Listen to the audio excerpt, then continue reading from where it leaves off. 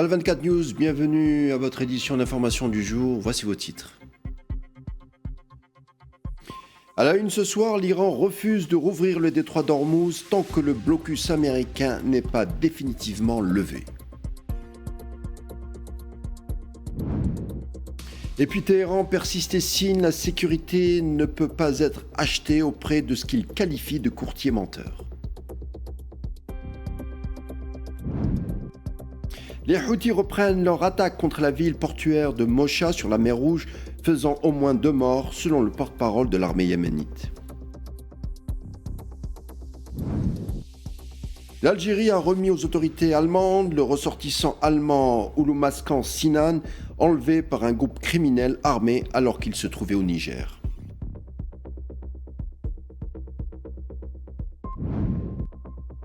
« 13 personnes, dont un enfant, ont été tuées au Tatarstan après une attaque ukrainienne. Une frappe présumée russe sur Kharkiv aurait fait au moins 5 morts. »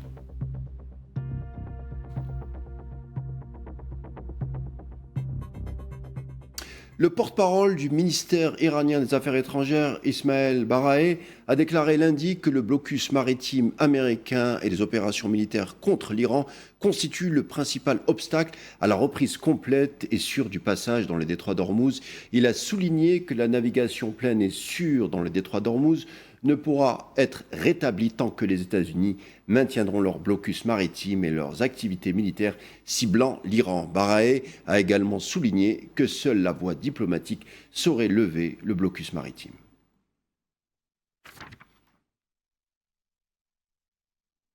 Ismaël Baraeh a affirmé également que les États de la région avaient compris que la sécurité ne pouvait pas être achetée auprès des courtiers menteurs, ajoutant que Téhéran ne voyait aucune raison de s'inquiéter d'un pacte de sécurité entre le Pakistan, la Turquie et l'Arabie saoudite. Baraeh a déclaré que ce pacte témoignait d'un changement d'approche en matière de sécurité de la part des pays de la région, avec une plus grande confiance accordée à leurs propres capacités plutôt qu'aux puissances extérieures.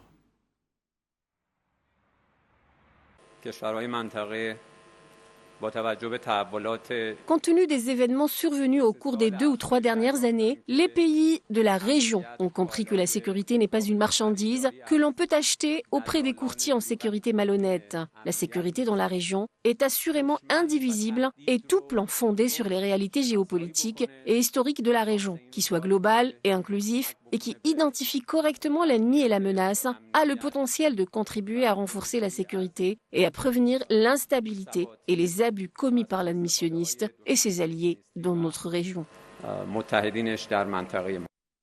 L'Iran vient de changer de secrétaire au Conseil suprême de sécurité nationale, nommant ainsi l'ancien commandant des gardiens de la Révolution, Mohsen Razaei, au poste de numéro 2 de cet organe qui coordonne la sécurité et la politique étrangère du pays.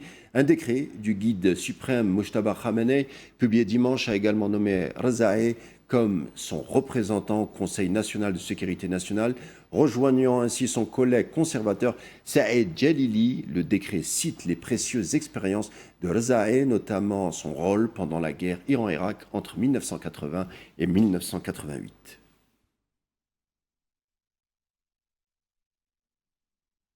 L'agression génocidaire sioniste contre la bande de Gaza continue de brasser des vies et selon un nouveau bilan communiqué lundi par les autorités sanitaires palestiniennes, le nombre des victimes a atteint le chiffre de 73 386 martyrs depuis l'entrée en vigueur du cessez-le-feu le 11 octobre dernier. 1258 Palestiniens sont tombés en martyrs et 4145 autres ont été blessés.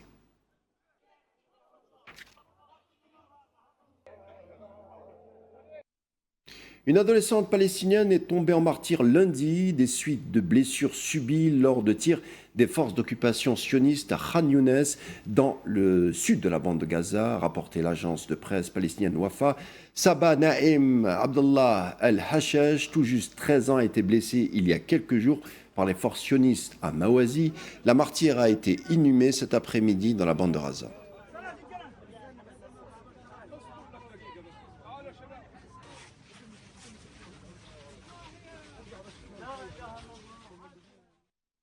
Depuis le 7 octobre 2023, l'apiculture a connu un réel déclin dans l'enclave palestinienne jusqu'à pratiquement disparaître en raison des bombardements qui ont tout détruit à Gaza, notamment les ruches.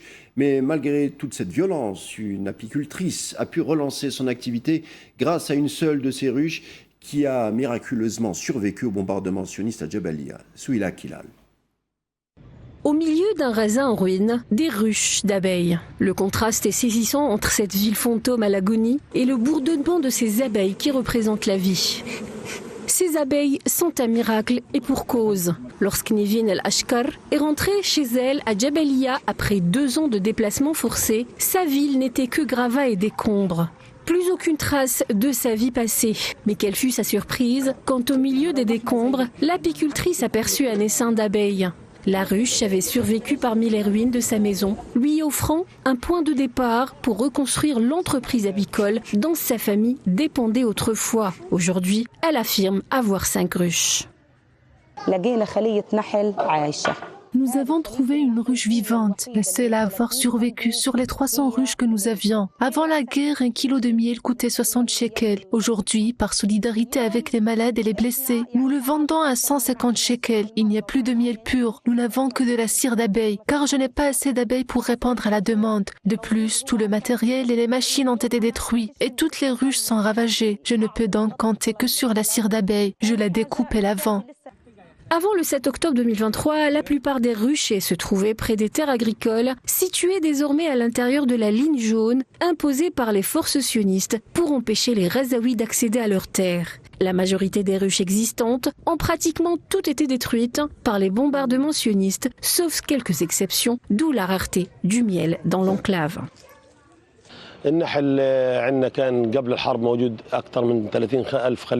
Nous avions plus de 30 000 ruches, plus de 450 apiculteurs expérimentés et plus de 450 apiculteurs débutants. La guerre a anéanti plus de 95% de ce secteur car la plupart des ruches se trouvaient dans des zones agricoles proches de la frontière, désormais situées à l'intérieur de l'inaccessible ligne jaune. Elles ont été entièrement détruites. Aujourd'hui, l'apiculture souffre énormément du manque de matériel et de médicaments. Cette situation l'a menée au bord de l'extinction.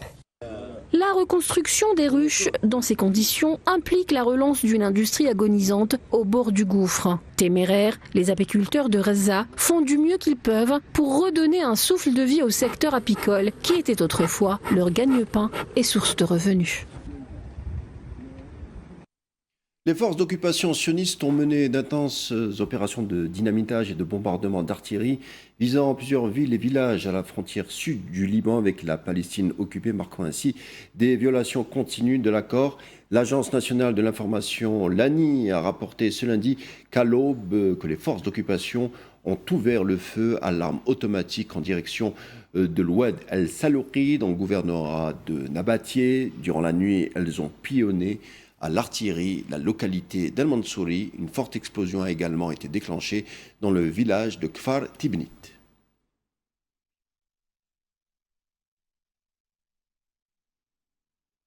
Les Houthis ont repris leurs attaques contre la ville portuaire de Mocha sur la mer Rouge dimanche, a déclaré un porte-parole de l'armée yéménite. Des images diffusées par les Houthis montrent le lancement de plusieurs missiles balistiques et drones qui, selon le porte-parole militaire houthi Yahya Sari, dans un message sur Telegram, visaient des concentrations de troupes et des dépôts d'armes. L'armée yéménite a annoncé que 7 personnes, dont des militaires et des civils, ont été tuées et 30 autres blessées lors d'attaques des Houthis contre Mocha.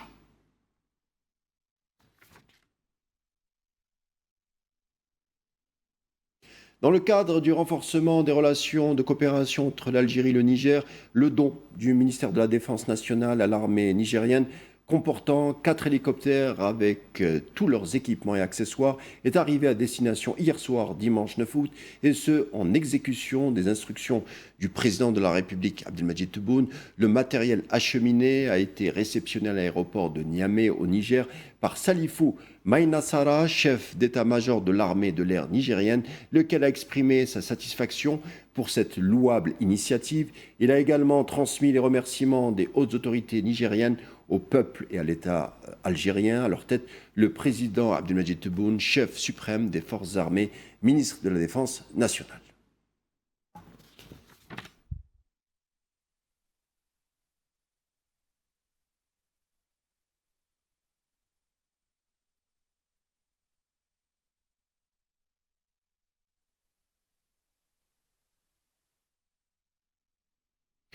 Dans notre dossier africain de ce lundi soir, l'Algérie a remis aux autorités allemandes, au siège du ministère des Affaires étrangères à Alger, le ressortissant allemand Ouloumaskan Sinan, qui a été enlevé par un groupe criminel armé alors qu'il se trouvait au Niger. Le secrétaire général du ministère algérien des Affaires étrangères, Lounès Magraman, a supervisé l'opération de remise du ressortissant allemand à l'ambassadeur de son pays auprès de l'Algérie, Jörg Felsheim.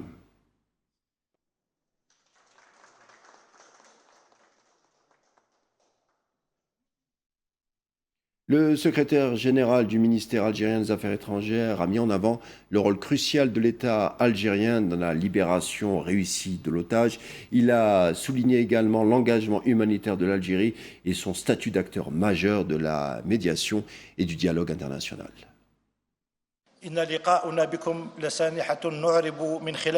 Notre rencontre avec vous est une occasion qui nous permet de témoigner de notre profonde reconnaissance et de notre sincère gratitude aux différents services de l'État algérien qui ont veillé à la réussite de cette opération comme ils l'ont fait lors de plusieurs autres opérations de libération d'otages. Cette opération a également démontré le rôle majeur de l'Algérie dans les initiatives de dialogue, de médiation et de concertation, ainsi que son engagement humanitaire en faveur de la préservation des vies et de la dignité de chaque citoyen où qu'il se trouve.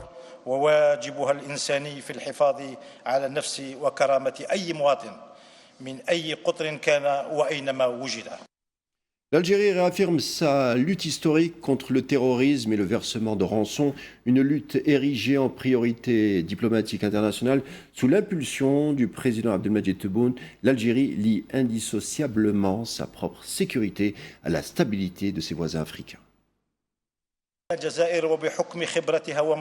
L'Algérie, forte de son expérience et de son histoire, continuera toujours à faire face à toutes les formes d'extrémisme violent, aux actes criminels et au terrorisme, ainsi qu'aux pratiques d'enlèvement et au versement de rançons qu'elle a contribué à faire condamner au niveau des instances internationales, car tout ce qui porte atteinte aux pays voisins nous touche inévitablement. La sécurité, la stabilité et la prospérité de tous les pays frères et amis demeurant parmi les priorités de la politique étrangère et diplomatique définie par les plus hautes autorités de l'État algérien, conformément aux orientations et aux instructions données par le président de la République, M. Abdelmadjid Tebboune.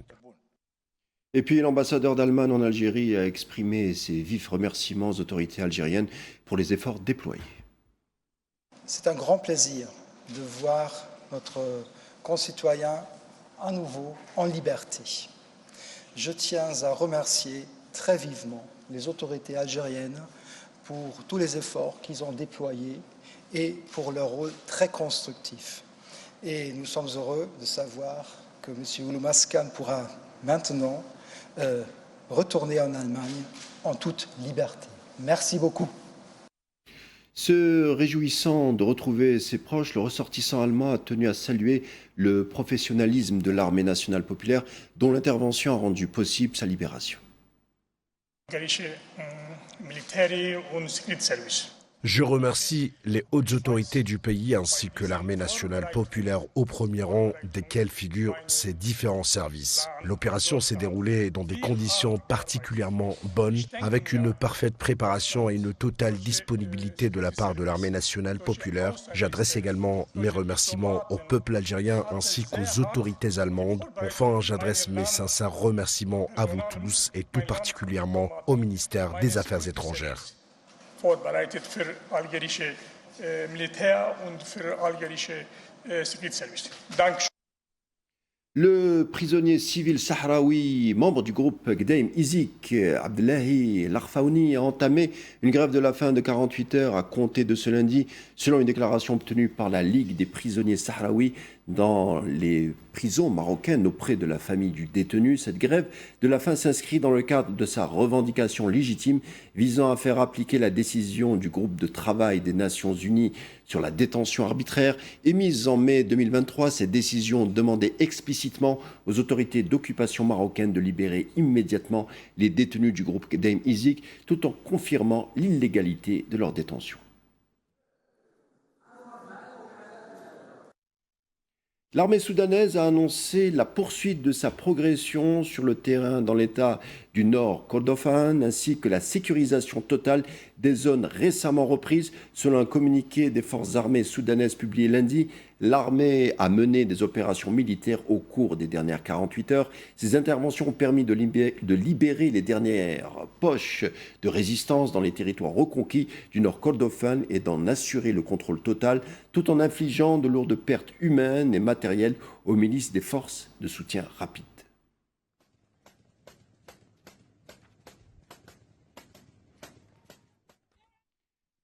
L'Afrique du Sud a commémoré dimanche le 70e anniversaire de la marche historique de plus de 20 000 femmes vers les Union Buildings à Pretoria pour protester contre les lois sur les laissez-passer du gouvernement de l'apartheid. Le président Cyril Ramaphosa a présidé la commémoration nationale qui a rassemblé des dirigeants politiques, des militants et des femmes de tout le pays avec la lauréate du prix Nobel de la paix, Malala Yousafzai. Parmi les invités, le président Cyril Ramaphosa a présidé la commémoration nationale. Dans son discours, il a déclaré que les progrès du pays avaient été mesurés à l'aune de la capacité des femmes à participer pleinement à son économie et à sa société. Trop de femmes sont sans emploi, trop de femmes gagnent moins que les hommes pour un travail égal. Trop de femmes portent le fardeau des soins à leur famille et à leur foyer, un travail qui reste méconnu et non comptabilisé. Cela doit changer. L'Afrique du Sud dans laquelle nous vivons doit être celle dont rêvaient les femmes de 1956. En République démocratique du Congo, le nombre de cas confirmés d'Ebola est passé à 4209, dont 1916 décès, selon les derniers chiffres publiés lundi par les autorités sanitaires du pays. L'épidémie reste concentrée dans 53 zones de santé de 5 provinces, avec l'Ituri comme principal épicentre, a indiqué le ministère congolais de la communication et des médias.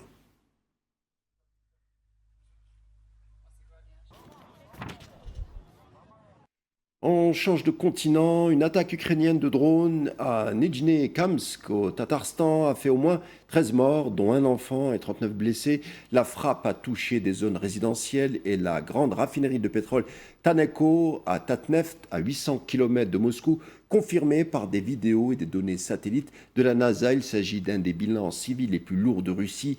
Les autorités russes ont ouvert une enquête pour terrorisme et décrété une période de deuil régional.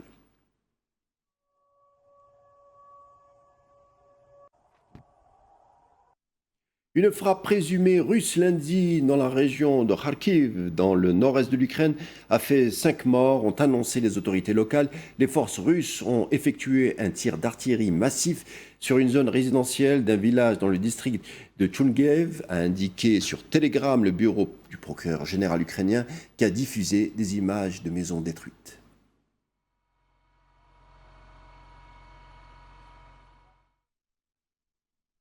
Et le ministère russe de la Défense a déclaré dimanche que ses opérateurs de drones avaient mené des frappes qui ont détruit des infrastructures de surface sur le champ gazier de Bogorovatoy en Ukraine, affirmant que le site était utilisé pour soutenir les forces armées ukrainiennes. Dans une vidéo diffusée par le ministère russe de la Défense, on peut observer des images aériennes de ce qui semble être des champs pétroliers de la région de Soumy en Ukraine, visés par des explosions.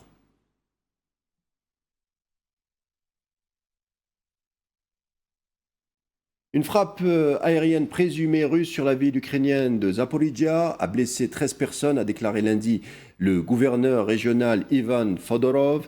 Les services d'urgence ukrainiens ont déclaré que l'attaque avait ciblé plusieurs endroits de la ville, provoquant des incendies sur le toit d'un immeuble résidentiel de 5 étages et détruisant au moins 4 voitures. Les secouristes poursuivent activement les fouilles pour extraire d'éventuels survivants sous les décombres. Ces représailles interviennent après des frappes ukrainiennes meurtrières sur le territoire de la Russie.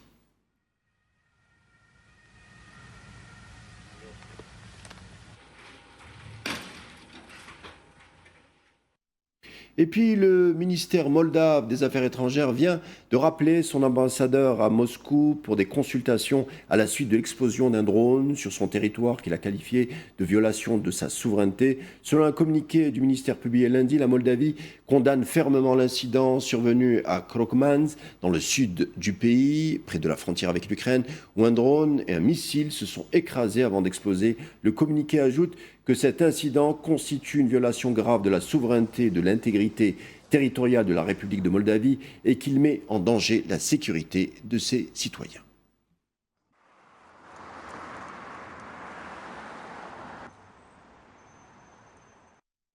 Autre convocation, cette fois-ci de l'ambassadrice ukrainienne Olesia Elashok, qui a été convoquée par le ministère bulgare des Affaires étrangères. Sofia accuse en effet Kiev d'avoir violé son espace aérien après l'intrusion d'un drone, le drone qui a d'ailleurs explosé sur un site situé à la frontière roumaine, à proximité immédiate d'un gazoduc stratégique. Selon un communiqué publié ce lundi par la diplomatie bulgare, Sofia a signifié à l'ambassadrice ukrainienne que toute violation de son espace aérien est jugée inadmissible et inacceptable. De son côté, Kiev s'est engagé à mener des investigations approfondies tout en assurant que cet incident revêtait un caractère purement involontaire.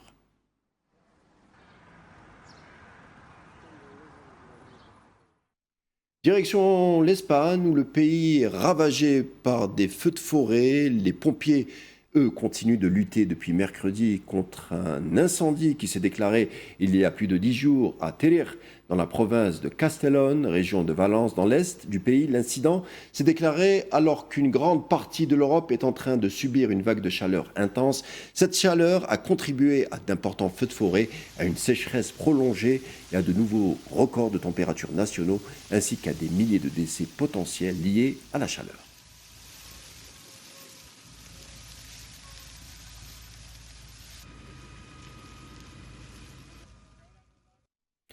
Et ce puissant séisme qui a secoué lundi la Colombie a été ressenti dans de grandes villes comme la capitale Bogota ou Cali, dans le sud-ouest du pays, mais aussi à Quito et à Panama, selon les autorités. Ce tremblement de terre de magnitude de 7,4 selon les services géologiques des États-Unis et de Colombie s'est produit en tout début de matinée à une centaine de kilomètres de profondeur. Au moins 18 victimes sont à dénombrer à Pereira, dans l'ouest du pays, selon le maire.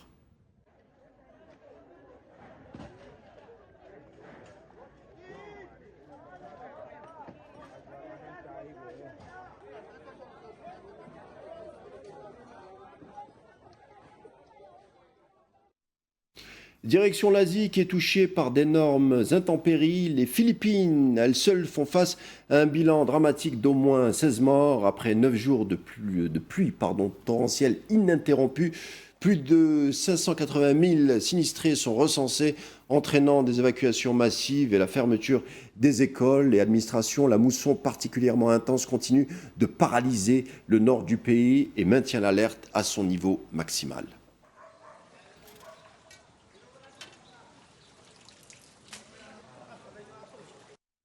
La tempête tropicale Dolphin, affaiblie après avoir touché terre aux Anyang en tant que typhon, provoque de graves inondations et des risques de glissement de terrain dans l'est de la Chine. Face à des vents violents et des pluies torrentielles, les autorités s'activent pour secourir les habitants piégés. Par mesure de précaution, plus de 300 000 personnes ont été évacuées et 1300 vols ont été annulés dimanche à Shanghai.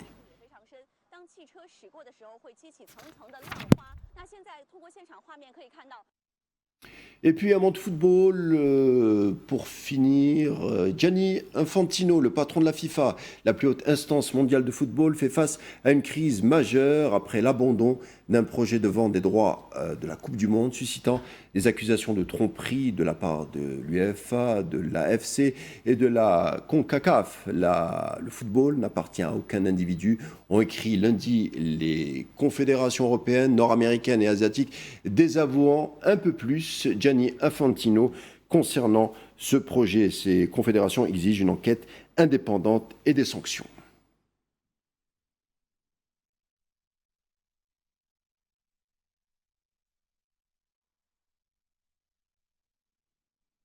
Voilà, ça sera tout pour notre édition de l'information du jour. Merci de l'avoir suivi. L'information continue sur L24 News.